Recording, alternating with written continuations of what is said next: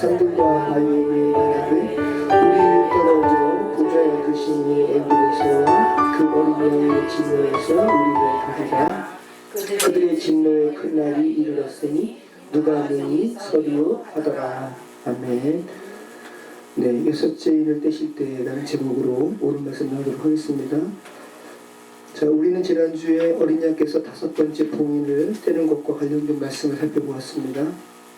네 번째까지의 내용이 압제, 또 전쟁, 기근, 죽음이라는 죄된 세상에서 군림하는 사망의 현실을 말하고 있다면, 다섯 번째 이는 봉인을 떼는 장면은 좀 성격을 달리했습니다. 그렇게 사망으로 점철된 죄된 세상에서 탄식하며 죽은 자로 표현되는 여러 순교자들의 외침의 소리가 다섯 번째 인을 뗄 때 나타나는 장면이었습니다. 어떤 외침이었죠? 언제까지 기다려야 합니까? 아주 큰 소리로, 쉰 소리로 외치는 큰 고함이라고 했습니다. 자, 이 순교자들의 소리는, 이 외침의 소리는 선교 현장에서 실제로 복음으로 인해서 목베임을 당하고 실제 맞아 죽는 그런 물리적인 죽음을 경험한 이들의 외침만은 아니라고 했습니다. 물론 그들의 외침도 포함되는 외침입니다. 실제 예수 그리스도의 복음으로 인해서 순교당한 자들의 외침도 포함되는 것이고, 진짜 내가 죽고 예수께서 사는 이 진리가 그 삶에 체득된 이들, 진정한 그리스도인들도 포함된 외침이 있는 것이죠. 여러분은 지금 하나님의 자유로이 믿는 신앙의 자유 가운데 있지만, 여러분 지금 한국의 기독교인의 수가 그렇게 많지 않습니다. 지금 현실적으로 우리가 강북구에 살잖아요. 강북구의 개신교인들의 비율이 얼마일 것 같아요? 20%가 조금 넘어요. 네. 한 10%가 천주교인. 전국적인 비율도 마찬가지입니다. 그런데 여러분 20%가 조금 넘는 개신교인의 비율 가운데 사이비도 포함되어 있는 거거든요. 아주 많이 포함되어 있습니다. 사이비도. 그리고 명목상의 그리스도인들도 포함되어 있습니다. 이름만 그리스도인, 선데이 크리스찬. 네. 그러니까 어디 가서 종교란에 적을 때 기독교라고 적긴 하지만 실질적으로 거듭난 그리스도인이 아닌 그런 명목상의 그리스도인들도 20%가 넘는 이 비율 가운데 포함되어 있다고요. 그렇게 본다면 여러분 정말 순교자들의 외침 가운데 포함되는 그리스도인들의 수는 많아요, 적어요? 적다란 소리죠. 그죠? 여전히 한국도 복음을 들은 이보다 듣지 않은 이들이 훨씬 많은 나라. 그러니까 모든 세상은 다 마찬가지라는 겁니다. 다 선교 현장이고 다 주의 복음으로 인해서 살아나야 할 이들이, 죽은 이들이 더 많은 세상이 우리가 살고 있는 세상이라는 말씀입니다. 자, 그러면 여러분은 하나님 언제까지 저들의 악을 그대로 내버려 두실 겁니까? 라는 이 순교자들의 외침의 소리에 여러분의 소리도 포함될까요? 여러분이 정말 지금 나는 죽고 그리스도께서 살아가는 그러한 삶이라면 이 죄된 세상의 악한 모습을 보고 사무치듯이 죽게 하셔야하듯이 외치는 그 기도 소리가 주의 기회에 들리는 그 소리겠지만, 정말 그런데 그런가? 다시 한번 저와 여러분의 그 모습을 한번 살펴볼 필요가 있다는 말씀입니다. 묵시 가운데 외쳐지는 그 소리에 여러분의 외침도 포함되는 것일까? 그 금대접에 그죠? 하늘로 올라가는 기도가 그런 일반적인 기도가 아닌 것처럼, 사무치는 기도였던 것처럼 여러분도 그 순교자들의 외침 가운데 같이 포함되는 외침을 하고 있는지 한번 잘 생각해 보시기 바랍니다. 자, 우리 한번 6장 12절부터 우리 14절 말씀을 한번 읽어보겠습니다.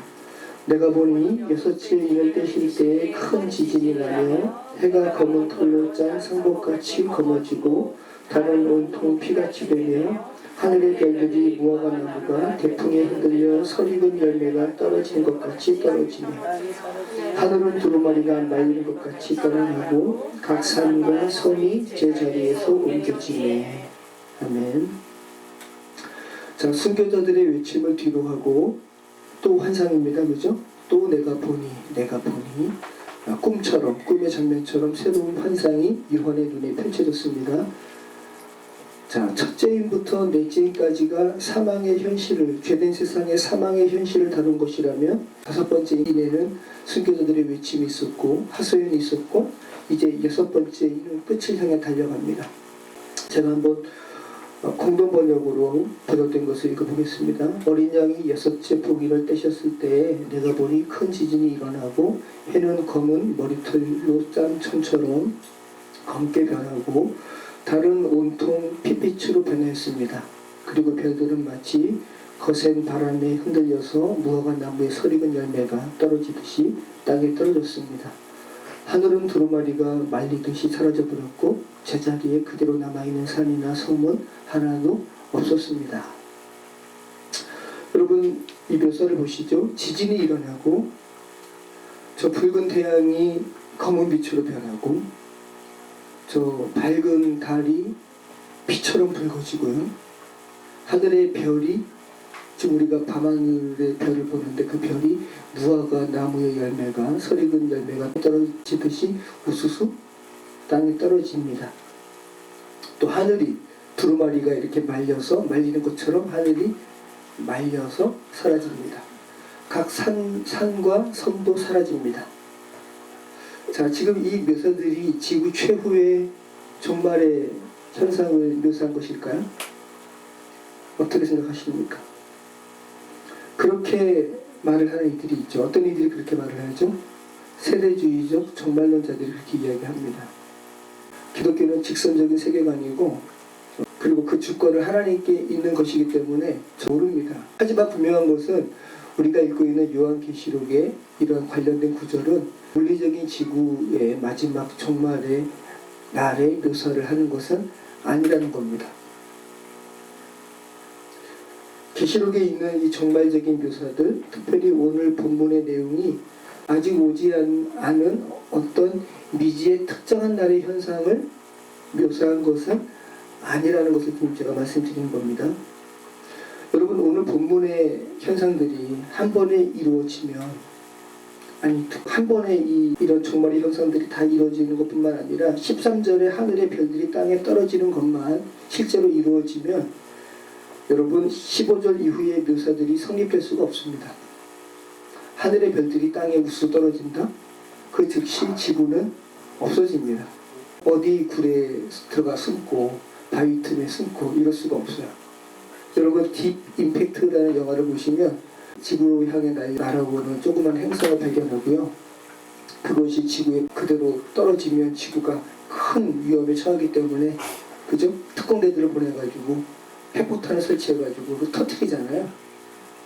그런데 그 중에 일부만 땅에 떨어져도 엄청난 쓰나미가, 해일이 막 밀려오고요.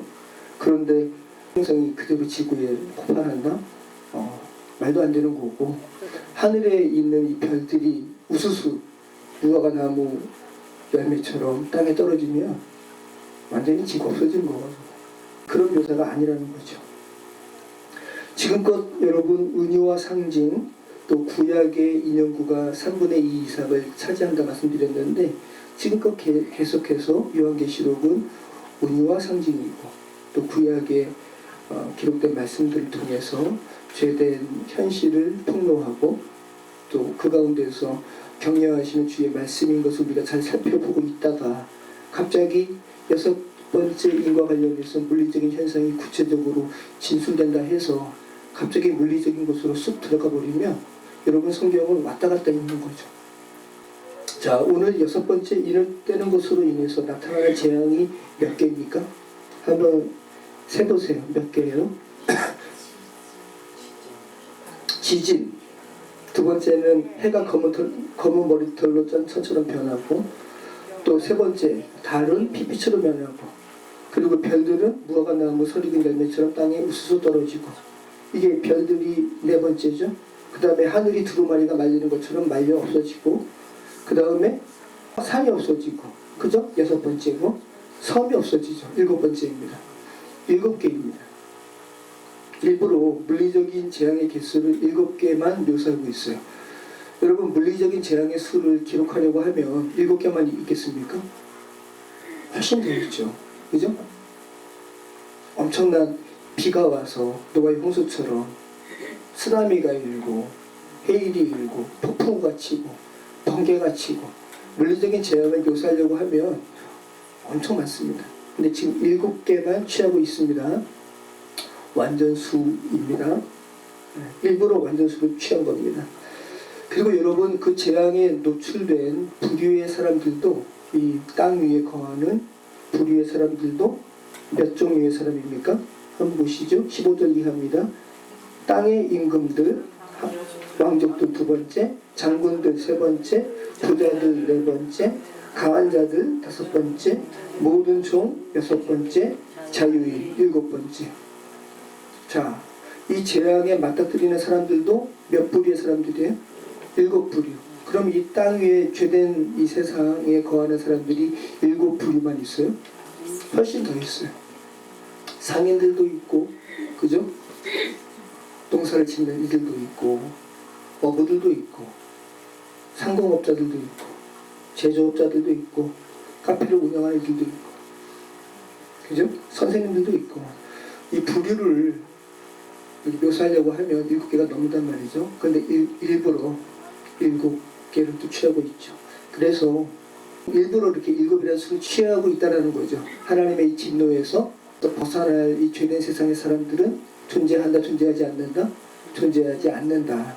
완전히 그 주께서 허락하시는 재앙에 다 노출되어 있다라는 것을 말씀하고 있는 거죠. 자, 여기서 이 7부류의 사람들을 통칭해서 어디에 거하는 일이라고 이야기합니까? 15절, 그죠? 땅에. 네.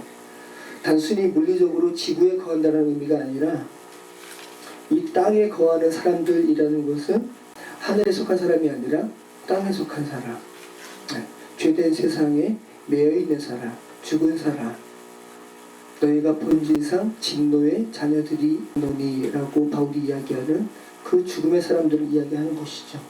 그래서 계시록 6장 10절에서도 언급된 표현입니다. 우리가 지난주에 살펴본 말씀인데, 큰 소리로 불러 이르되 거룩하고 참되신 대주제여 땅에 거하는 자들을 심판하여 우리 피를 갚아주지 아니하시기를 어느 때까지 하시려 하나이까. 5번째 인을 뗄 때 요한이 본 환상 중에, 묵시 중에 이렇게 하소연하는 사람들이 지칭한 대상들이죠. 땅에 거하는 사람들, 지구에 거하는 사람들이라는 묘사가 아니라, 표현이 아니라 죄 가운데 매여있는 악의 하수인들 언제까지 그들은 두실 겁니까?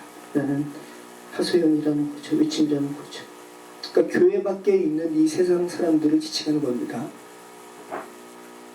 그럼 여러분, 교회 밖에 있는 사람들을 땅에 속한 사람이라고 말하고 있다면, 지금 우리가 읽고 있는 6번째 이는 오늘 말씀으로만 끝나는 것이 아니라 다음 주까지 연속해서 이어집니다.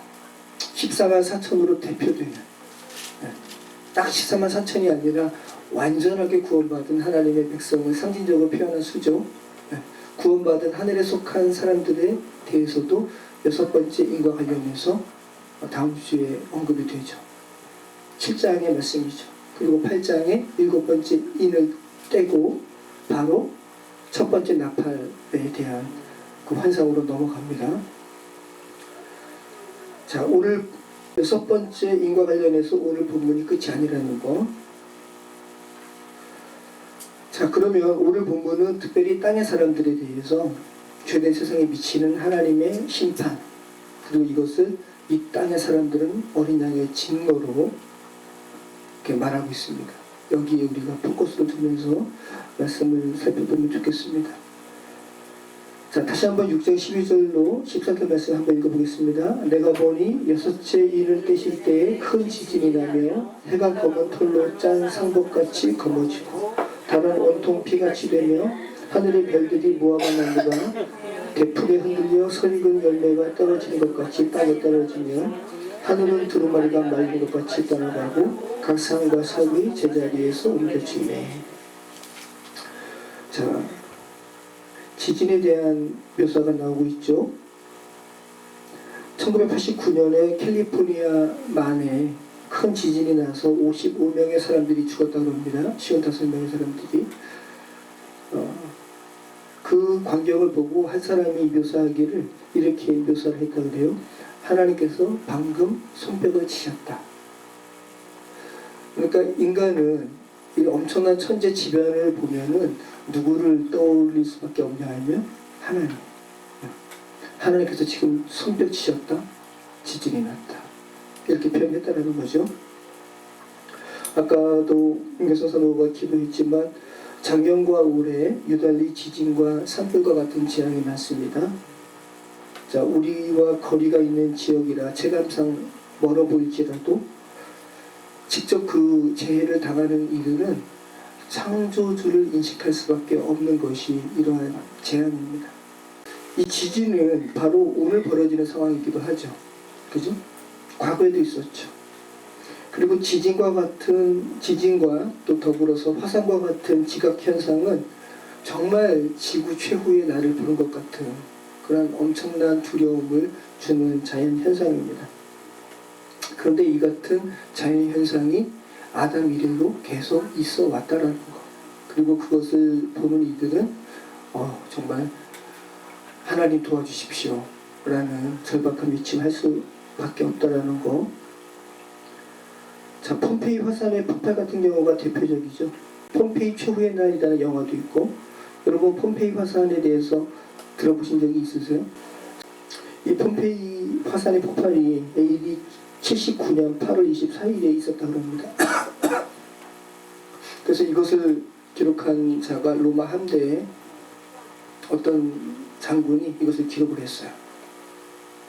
그래서 로마 제국에서 아주 사람들이 구조대가 막 파견되고 했는데 로마의 휴양지죠. 근데 완전히 없어져 버렸습니다. 화산재해에 의해서 1500년간.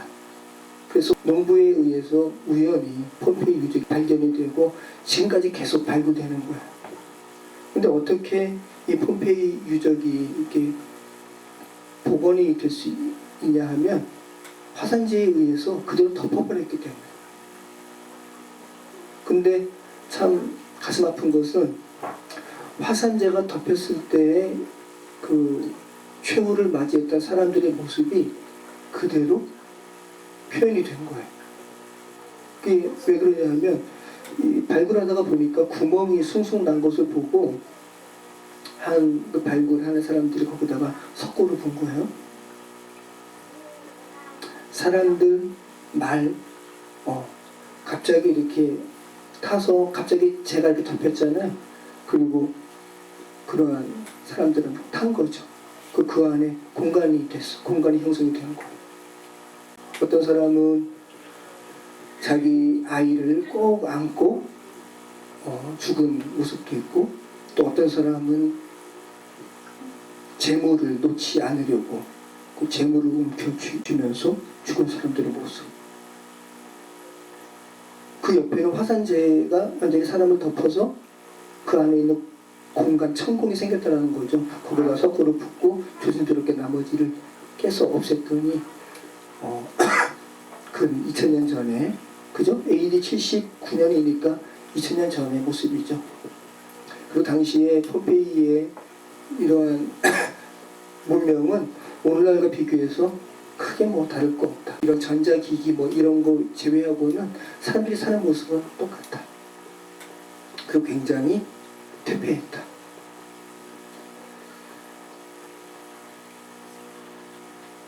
자, 작년 12월 19일에 뉴질랜드의 화이트 아일랜드에서 화산이 폭발해서 갑자기 폭발한 거예요. 근데 그럼 왜 화산이 폭발하는 그 지대에 뉴질랜드 관광청은 관광을 허락했을까? 화산인 줄 알지만 폭발하지 않겠지. 너무나 예뻐서, 너무 아름다워서. 그런데 갑자기 폭발해가지고 47명의 관광객 중에 최소 5명이 사망하고 18명이 부상당했고요. 그럼 나머지는 다 실종자라는 거죠. 실종자들도 다 죽은 것으로 여겨진다 그러는 거죠. 그러니까 실제 사망자의 유해가 수거된 것 외에는 나머지는 실종됐는데 다 죽었을 것이다. 그리고 18명의 부상자들도 심한 화상을 입었다.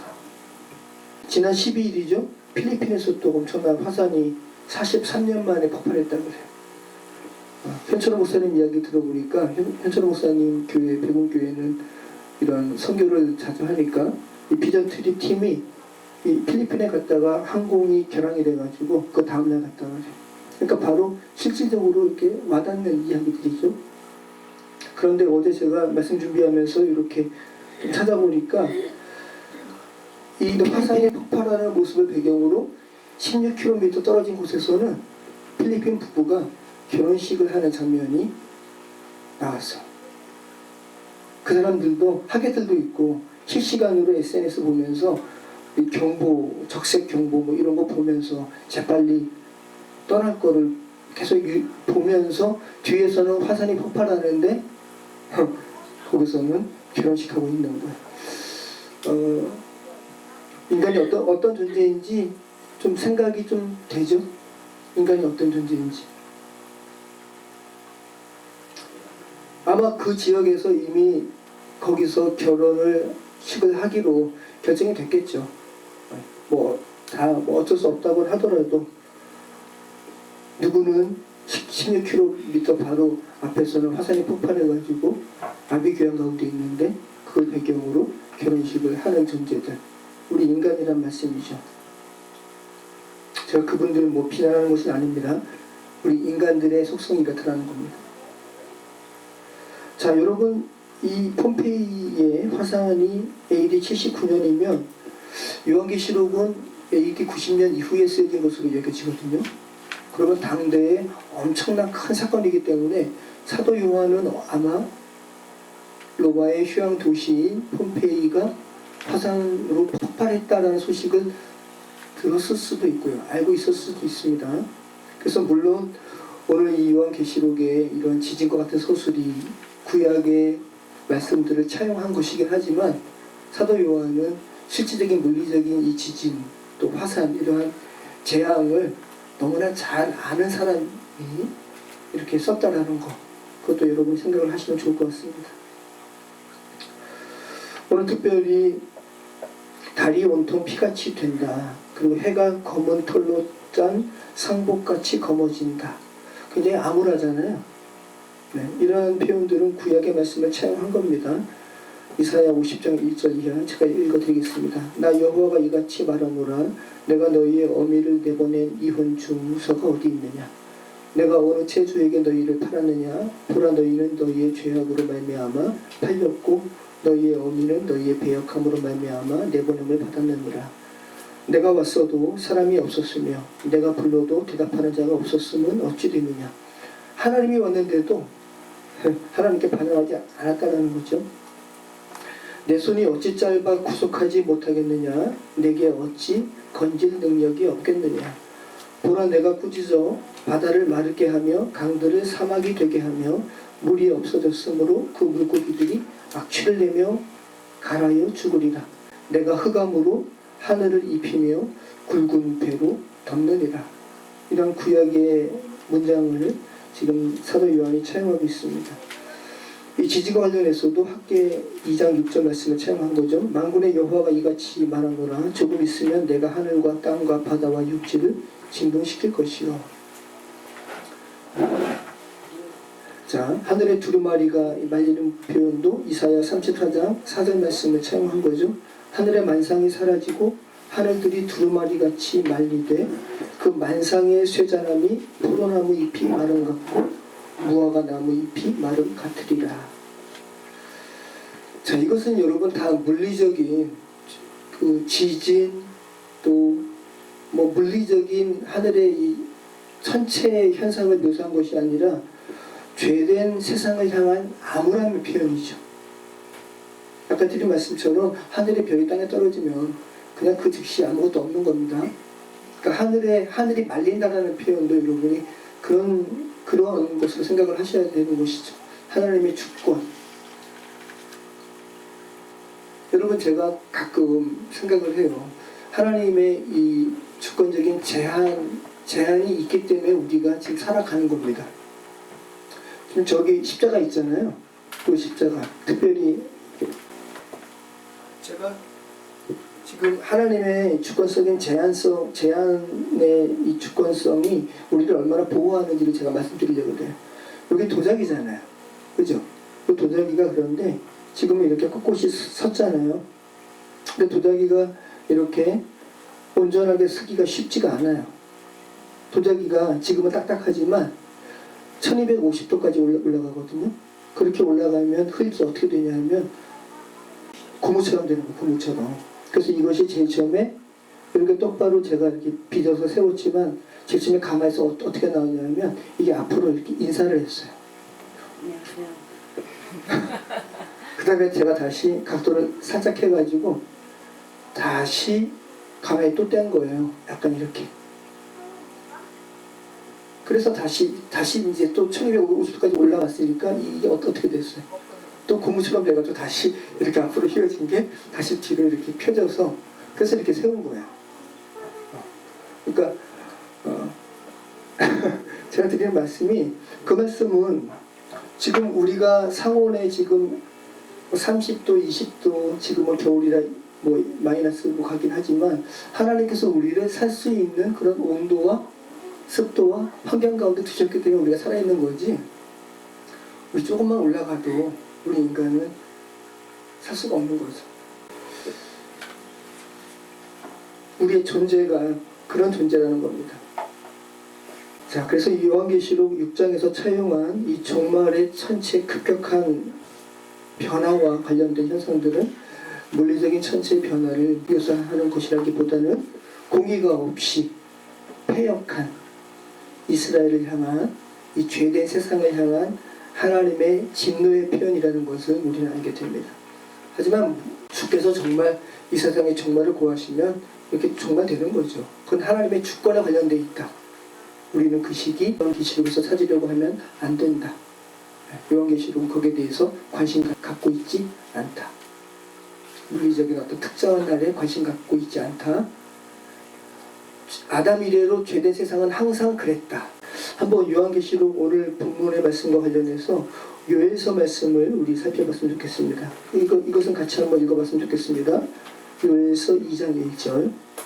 자, 우리 같이 한번 천천히 읽어보겠습니다. 시온에서 나팔을 불며 나의 거룩한 산에서 경고의 소리를 질러 이 땅 주민들로 다 떨게 할지니 이는 여호와의 날이 이르게 됨이니라. 이제 임박하였으니 곧 어둡고 캄캄한 날이요 짙은 구름이 덮인 날이라. 새벽빛이 산 꼭대기에 덮인 것과 같으니 이는 많고 강한 백성이 이르렀습니다. 이와 같은 것이 옛날에도 없었고 이후에도 대대에 없으리로다. 불이 그들의 앞을 사르며 불꽃이 그들의 뒤를 태우니 그들의 예전의 땅은 에덴 동산 같았으나 그들의 나중의 땅은 황폐한 들 같으니 그것을 피한 자가 없도다. 그의 모양은 말 같고 그 달리는 것은 기병 같으며 그들이 산 꼭대기에서 뛰는 소리는 병고 소리와도 같고 불꽃이 건물을 사르는 소리와도 같으며 강한 군사가 줄을 버리고 싸우는 것 같으니 그 앞에서 백성들이 질리고 무리의 낯빛이 하얘졌도다. 그들이 용사같이 달리며 무사같이 성을 기어오르며 각기 자기의 길로 나아가되 그 줄을 이탈하지 아니하며 피차에 부딪히지 아니하고 각기 자기의 길로 나아가며 무기를 돌파하고 나아가나 상하지 아니하며 성중에 뛰어들어가며 성 위에 달리며 집에 기어오르며 도둑같이 창으로 들어가니 그 앞에서 땅이 진동하며 하늘이 떨며 해와 달이 캄캄하며 별들이 빛을 거두도다. 네. 자, 우리가 요엘서 말씀을 나눌 때 살펴본 말씀인데 유다가 하나님의 심판을 받아서 결국은 바벨론에 의해서 침탈되는 장면입니다. 그래서 바벨론의 군사에 대한 묘사예요. 그의 모양은 말 같고 그 달리는 것은 기병 같으며 유다의 성을 기어오르고 적군이 이렇게 쫓아오니까 적군이 성벽도 기어오르고 자신들의 집을 막 탈취하니까 그 앞에서 백성들이 질리고 무리의 낯빛이 하얘지고 그죠? 그러면서 여러분 보세요. 지금 우리가 다 6.25 사변도 경험한 부모님들의 세대도 있고요. 우리나라는 특별히 전쟁이 굉장히 많았던 그 나라고 임진왜란을 맞닥뜨린 그 조선의 우리의 선조에게 있어서 그 상황은 어떤 상황이죠? 이 상황과 똑같은 거죠. 그 앞에서 땅이 진동하는 상황이죠. 그죠? 하늘이 떠는 상황이고 해와 달이 캄캄한 상황이고 별들이 빛을 거두는 상황이죠. 이것을 물리적인 실질적인 천체의 그런 묘사로 이해하는 것은 넌센스라는 거예요. 제가 지난번에 말씀드렸잖아요. 제가 자전거 타다가 어떤 아이 쳤는데 하늘이 노래지는 거예요. 정말 다리가 부들부들 힘이 빠지고, 제가 중학생 때인데 옆에 있는 어른들이 정신 차리라고, 괜찮다고, 빨리 엄마 불러오라고. 그래서 저희 엄마가 그래서 1월 정초부터 그 아이 데리고 대한병원 가가지고, 너 때문에 1월 1일부터 대한병원 가가지고 그렇게 했다고. 땅이 진동하며 하늘이 떨며 해와 달이 캄캄하며 빛이 잃는 때는 그저 개인적인 멸망의 때이고요. 아, 정말 내 인생이 끝이구나, 그런 상황에 맞닥뜨릴 때 이런 표현을 할 수 있다는 것이고, 또 내 인생에 여호와의 날이 임했구나, 심판의 날이 임했구나, 이런 고백을 할 수 있는 거죠. 요엘서는 그렇게 표현을 한 것이고, 요한계시록에서 사도 요한은 이 말씀을 취한 겁니다. 그리고 요엘서 2장 18절부터 이제 하나님의 진노가 긍휼로 바뀝니다. 그리고 28절부터는 성령을 부어주실 것이라는 메시지가 나와요. 우리 요엘서 2장 28절 이하 말씀 우리 한번 32절까지 읽어보도록 하겠습니다.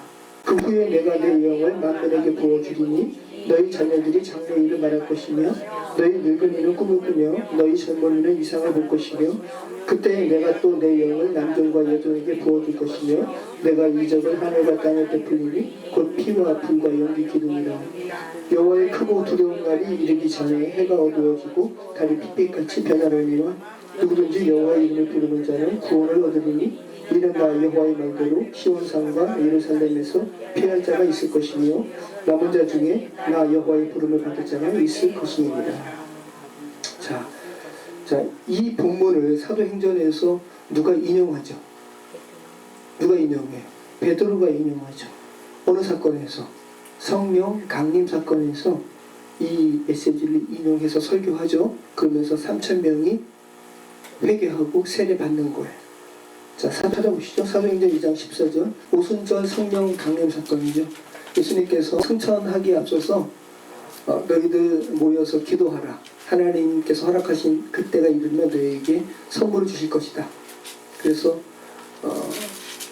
정확히 마가의 다락방이라고 지칭하지는 않습니다. 사람들이 추측을 해서 마가의 다락방이라고 하지만 120명의 문도들이 모여서 예수님의 승천 이래로 기도를 합니다. 그래서 120명보다 수가 더해졌을지 알 수 없어요. 근데 우리가 흔히 그냥 120문도가 기도할 때 오순절 날이 이럴 때 성령이 임하셔서 특별한 기술이 나오죠. 그 다음에 베드로가 말한 부분이에요. 자, 같이 한번 읽어보겠습니다. 베드로가 11사도와 함께 서서 소리를 높여 이르되 유대인들과 예루살렘에 사는 모든 사람들아 이 일을 너희로 알게 할 것이니 내 말에 귀를 기울이라. 때가 삼심이 너희 생각과 같이 이 사람들이 취한 것이 아니라 이는 곧 선지자 요엘을 통하여 말씀하신 것이니 일렀으되 하나님이 말씀하시기를 말세에 내가 내 영을 모든 육체에 부어주리니 너희의 자녀들은 예언할 것이요 너희의 젊은이들은 환상을 보고 너희의 늙은이들은 꿈을 꾸리라. 그때에 내가 내 영을 내 남종과 여종들에게 부어주리니 그들이 예언할 것이요 또 내가 위로 하늘에서는 기사를 아래로 땅에서는 징조를 베풀리니 곧 피와 불과 연기로다. 주의 크고 영원로운 날이 이르기 전에 해가 변하여 어두워지고 달이 변하여 피가 되리라. 누구든지 주의 이름을 부르는 자는 구원을 받으리라 하였느니라. 네, 지금 주의 크고 영원로운 날이 이르기 전에 해가 변하여 어두워지고 달이 변하여 피가 되리라. 이 말씀을 지금 사도 요한이 채용해서 요한계시록에 언급한 것임을 우리가 알게 되죠. 여러분 지금 제가 전하는 포인트를 잘 보시기 바래요. 사도 요한이 6번째 인과 관련해서 나오는 그러한 천체의 우리가 힐끗 보기에는 물리적인 천체의 재앙과 관련된 이 말씀들이 요엘서 말씀을 차용한 것임을 알게 되죠. 우리가 읽어봤잖아요. 해가 변하여 어두워지고 달이 변하여 피가 되리라. 그런데 베드로는 그 말씀을 성령 강림 사건과 관련해서 요에서 말씀을 차용했다고요. 자, 오늘날 세대주의적인 종말론자들이 취하는 예수님 재림 전에 나타나는 지구의 물리적인 현상으로 취한 것이 아니라, 베드로는 어느 사건에 취했냐 하면 인간의 한 사람 한 사람, 인간의 죄가 소멸되고 하나님의 영이 한 사람에게 임하는 이 사건에 요에서 말씀을 취했다라는 거예요.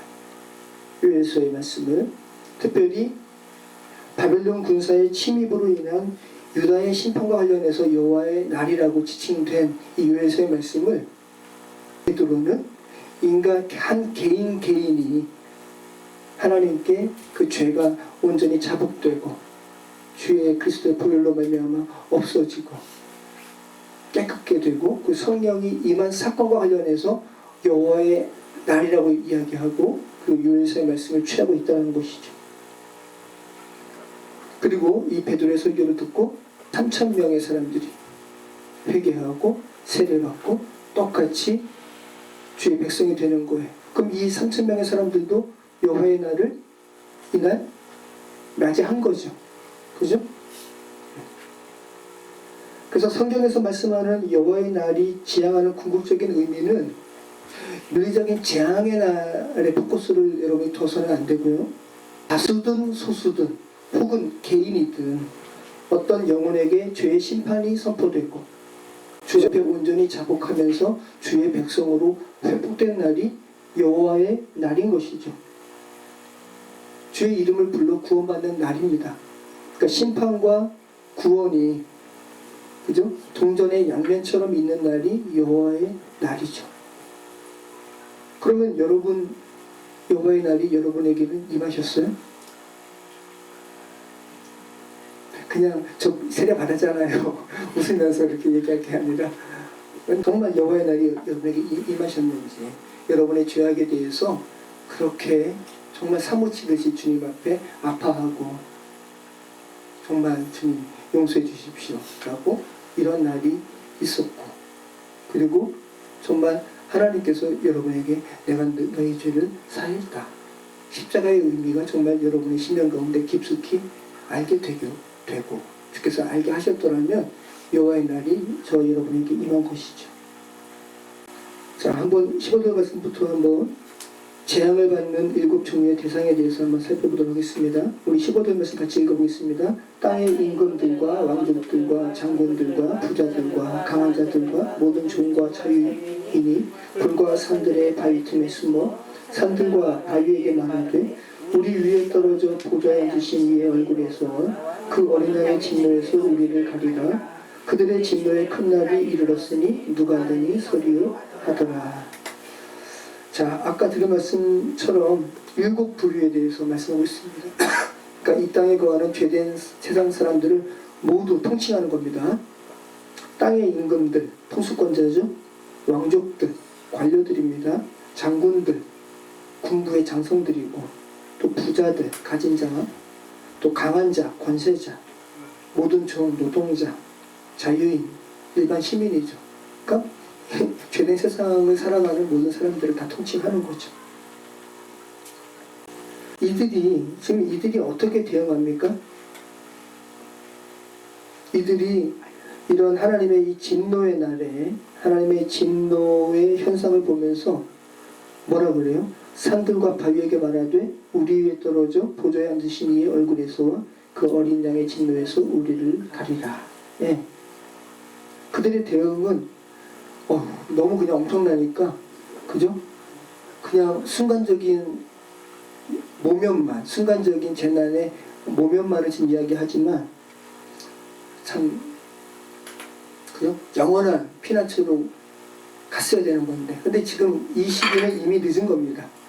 이미 늦은 거예요. 왜냐하면 이들의 입에서 뭐가 언급이 돼요?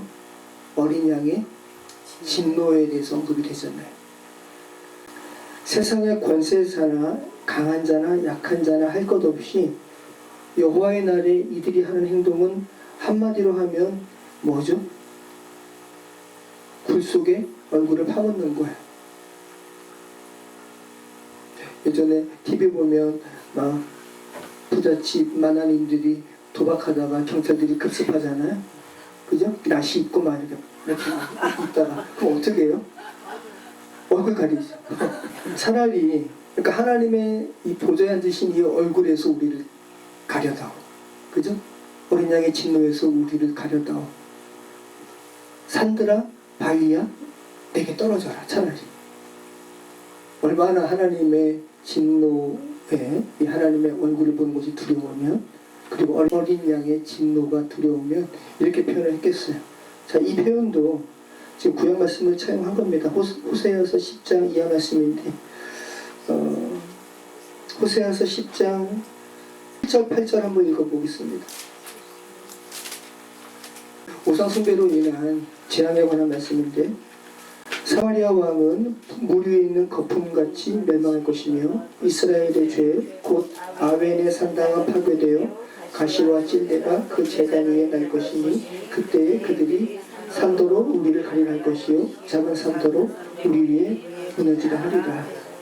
네. 얼마나 무서우냐, 그죠? 아니 산들이 그냥 차라리 엎어서 자기를 덮치라. 그럼 자기 죽는 거 아니에요. 차라리 그게 진노의 어린 양의 얼굴을 보는 것보다 낫다. 보좌에 앉으신 하나님의 모습을 보는 것보다 차라리 산들이 바위가 자기 얼굴을 덮치는 것이 낫겠다. 제발 가려다오. 그죠? 창세기 3장에 죄를 범한 아담이 하나님의 낯을 피해 숨은 것과 정확히 같죠. 빛이 갑자기 확 비춰지면 바퀴벌레들이 후다닥 하면서, 그죠? 돌을 들춰내면 그 습기 어리고 어두운 데 있던 바퀴벌레들이 후다닥 하면서 하는 것처럼. 자, 여러분, 어린 양의 진노라는 표현은 요한계시록에서만 나오는 표현이에요. 구약에서는 여호와께서 진노하시는 분으로 표현되죠. 그런데 오늘 본문에서는 보좌에 앉으신 하나님, 보좌에 앉으신 이는 하나님이죠. 그리고 어린 양의 진노를 더불어서 말씀하고 있습니다. 이 진노, 이 올게라는 말인데 분노, 분개, 처벌을 의미하는 말입니다. 신약 성서에서 34번 나옵니다. 제가 몇 군데만 이야기하겠습니다. 그러니까 신약 성서는 죄된 세상의 하나님의 진노에 대해서 말합니다. 우리가 살고 있는 이 세상을 보면서 하나님께서 진노를 안 하실 수가 없잖아요. 마태복음 3장 7절, 요한이 많은 바리새인들과 사두개인들이 세례 베푸는 데로 오는 것을 보고 이르되 독사의 자식들아 누가 너희를 가르쳐 임박한 진노를 피하라 하더냐. 이 올게라는 말입니다. 요한복음 3장 36절, 아들을 믿는 자에게는 영생이 있고 아들에게 순종하지 아니하는 자는 영생을 보지 못하고 도리어 하나님의 진노가 그 위에 머물러 있느니라. 아들에게 순종하지 않는 자는 하나님의 진노가 계속 있다. 자, 로마서 1장 18절, 하나님의 진노가 불의로 진리를 막는 사람들의 모든 경건하지 않음과 불의에 대하여 하늘로부터 나타나나니. 에베소서 2장 3절, 전에는 우리도 다 그 가운데서 우리 육체의 욕심을 따라 지내며 육체와 마음에 원하는 것을 하여 다른 이들과 같이 본질상 진노의 자녀이었다니. 여러분, 하나님의 진노에, 하나님께서 보시기에 진노의 자녀였어요. 에베소서 5장 6절, 누구든지 헛된 발로 너희를 속이지 못하게 하라. 이로 말미암아 하나님의 진노가 불순종의 아들들에게 임하나니. 요한계시록의 땅에 거하는 자들이죠. 자, 신약은 죄된 세상이 주님의 진노 아래 있다고 말합니다. 이것을 아는 것이 중요합니다. 그죠? 물리적으로 16km 화산 폭발에 밖에 있다고 해서 직접적인 물리적인 그런 화산 폭발의 피해를 입지 않는다고 해서 결혼식을 유유히 치르는 그런 여유 있는 상황이 죄된 세상에 존재하는 사람들의 그 현실이 아니라는 거죠. 정말 본질적인 너의 현실을 조금 자각해라 라고 말씀을 하는 거죠. 산들과 바위에게 말하되 우리 위에 떨어져 보좌에 앉으신 이의 얼굴에서 그 어린 양의 진노에서 우리를 가리라. 그들의 진노의 큰 날이 이르렀으니 누가 능히 서리요 하더라. 하나님과 어린 양의 진노에 마주하는 것보다 차라리 바위 밑에 깔리는 것이 낫겠다 라고 외치는 이러한 절규는 그리스도 밖에 있는 이들은 예외 없이 다 하게 되는 그런 절규인 것이죠. 자, 어린 양의 진노와 관련해서 좀 말씀을 우리가 좀 생각을 했으면 좋겠습니다. 어린 양의 진노, 이거 곰곰이 생각하면 되게 무섭습니다, 여러분. 사자의 진노라고 하면 그냥 이렇게 그치, 사자 화나면 무섭지 뭐 이렇게 생각이 되죠. 근데 어린 양의 진노를 한번 잘 생각해 보시면 사자의 진노보다 더 무서워요. 그죠?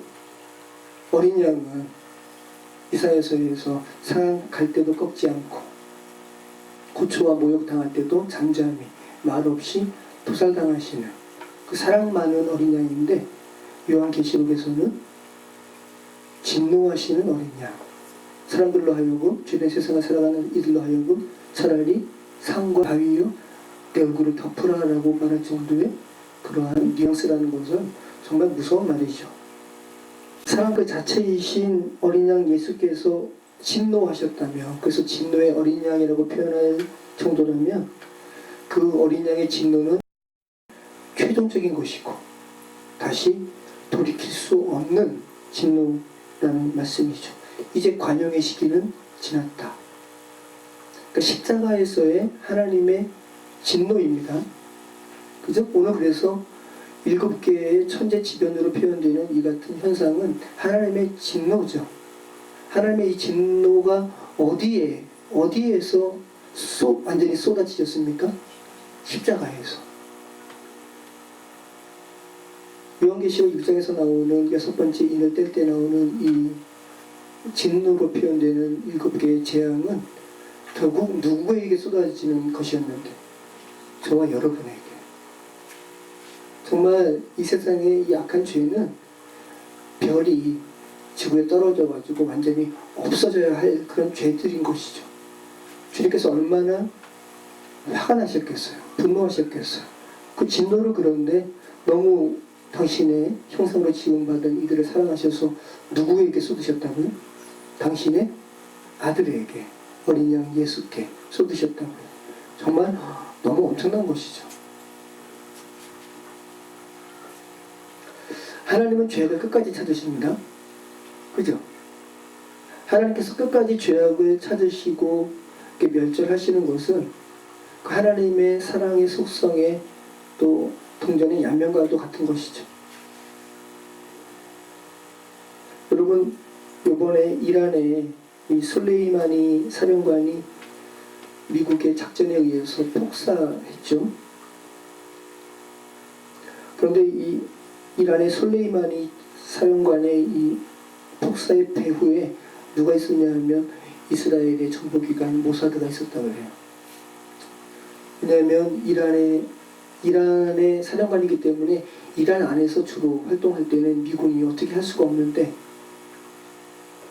이 솔레이마니 장군의 이러한 이동 경로를 모사드가 미리 파악하고 미국에 알려준 거예요. 그래서 이라크 공항에 내렸을 때 드론으로 공격해서 시아파 부사령관과 함께 2명이 이렇게 폭사한 거죠.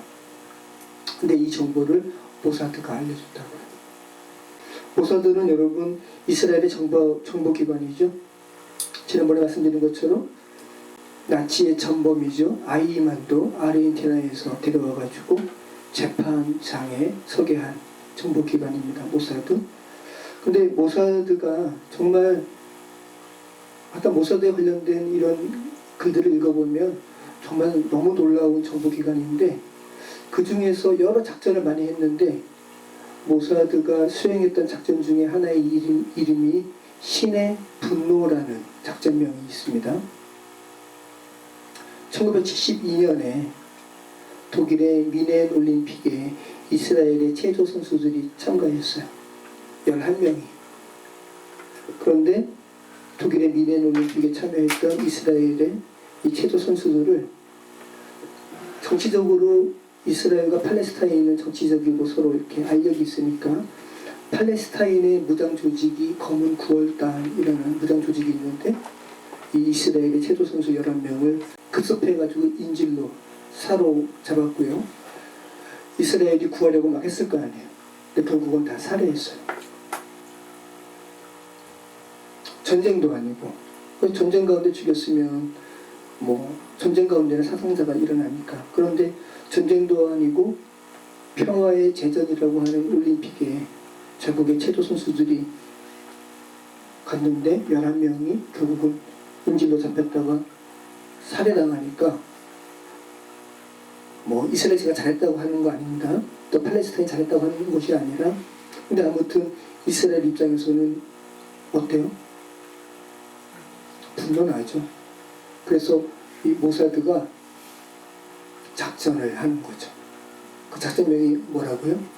신의 분노. 근데 이들이 이 검은 9월단들이 다 복면을 썼거든요.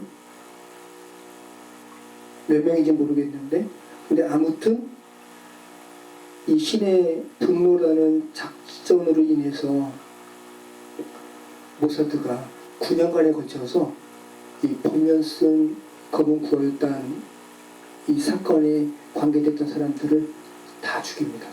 다 암살해. 대단하죠. 이 정보기관이 9년 동안 프랑스, 레바논, 또 그리스 등지에서 이 사건에 미넨 올림픽의 자국 체조 선수 11명이 죽인 이 사건에 연루된 사람들을 모사드가 다 찾아서 암살합니다.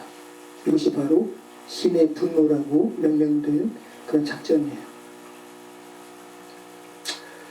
제가 뭐 모사드 요원들이 잘했다고 이야기하는 거 아니고요. 자, 모사드 요원들이 어떤 마음으로 이 작전에 임했을까요? 어떤 마음으로 이 신의 분노라고 명명된 이 작전에 임했을까? 여러분, 아까 드린 말씀처럼 사자가 진노하는 것이 아니라 어린 양이 진노했다라는 표현이 정말 무서운 겁니다. 요한계시록에서 나온 이 아르니온, 어린 양은 단순히 어린 양의 이미지를 떠나서 만주의 주, 만왕의 왕 하나님까지 그 의미를 아우른다고 그랬습니다. 참 의미를 곱씹어 볼 필요가 있습니다. 이 어린 양이 온유한 이 본성을 거슬러서 진노했다는 것은 관용의 시기가 지났다. 그리고 이 진노는 이 세상의 모든 이 땅에 거하는 이들에게 쏟으신 하나님의 진노라는 것을 우리는 알게 됩니다. 그래서 이 진노는 예수 그리스도의 거룩한 분노라는 것을 우리는 알 수 있죠. 어떻게 사랑의 하나님께서 진노하실 수가 있는가? 어떻게 어린 양의 이미지를 가진 자가 진노할 수 있는가? 이 질문에 대한 답은 그만큼 이 세상은 악으로 치우쳤다. 악으로 꽉 찼다. 그리고 주님의 진노는 너무나 엄청나서 이 어린 양의 진노를 보는 것보다 차라리 산 위에 바위가 떨어져서 자기를 덮는 것이 더 낫다라고 외치는 하나님의 이 절대적인 악에 대해서 대비되는 하나님의 속성에 대해서 우리가 좀 생각을 해볼 필요가 있다는 거죠. 이런 진노 상상이나 되십니까, 여러분? 이 도미티안의 박해 앞에 고통당하는 계시록의 수신자들은 사도 요한이 서술하는 이 요한계시록의 말씀을 듣고 많은 위로를 받았을 거예요. 자, 말씀 정리하겠습니다, 여러분. 요한계시록의 6장의 이 재앙을 지구의 마지막 날의 구체적인 어느 시점으로 봐야 된다면 우리는 모두 어떻게 해야 됩니까? 다 천체 만환경을 들고 하늘 봐야 돼요. 그죠? 네, 그런 것이 아닙니다. 그죠? 네. 오늘 본문을 물리적으로 취해서 또 어떤 세미나의 목사님은 우리가 산 위에 벙커를 짓고 글로 가야 된다고 이렇게 이야기하는 이들도 있고, 어떤 이들은 피지로 가야 된다고 하는 이들도 있고, 이렇게 물리적으로 취해서 이상한 말을 내뱉는 이들이 많은 세상, 우리가 지금 살아가고 있습니다. 세상의 어느 곳도 어느 벙커도 하나님의 진노에서, 어린 양의 진노에서 자유로울 수 없습니다. 하나님의 진노에서 여러분이 대피하시려면 지금 어디로 들어가시면 돼요? 육신적인 호흡이 있을 때 어디로 들어가셔야 돼요? 어린 양의 품속으로 들어가셔야지 되죠. 이것이 민수기의 도피성이고, 그죠? 바울이 얘기하는 예수 그리스도 안이죠. 예수 그리스도 안에 결코 정죄함이 없나니. 자, 여섯째 인이 말하는 바는 분명합니다. 어린 양의 진노는 인간의 부, 그죠? 인간의 명예, 아까 일곱 부류의 사람들 생각해 보시죠. 인간의 권력 등 자기 생애에 구축한 이제 내 삶은 안정적일 거야 라고 생각하는 모든 인간의 인위적인 방어막들을 다 해체시킵니다. 자기 생애 동안 구축한 그 어느 것도 하나님의 어린 양에 대한 이 진노로부터 자유할 수 없다라고 지금 요한계시록 말씀을 하고 있습니다. 하나님 외에, 어린 양 외에 어떤 성루도 안전하지 않습니다. 어린 양의 진노로부터 우리를 덮을 수 있는 것은 어린 양의 긍휼밖에 없으며, 안타깝게도 오늘 본문은 땅에 속한 사람, 그 기회를 상실될 때를 직면한 상황에 대한 묘사라는 것이죠. 여러분, 이런 상황에 들어가시면 안 되겠죠? 다시금 나는 지금 어린 양의 진노 밖에 있는가 한번 살피시는 저와 여러분의 삶이 되시기를 축원합니다. 기도하겠습니다. 성령 하나님, 저희는 지금 주님의 어린 양의 진노 밖에 있는가 다시 한번 생각하기 원합니다.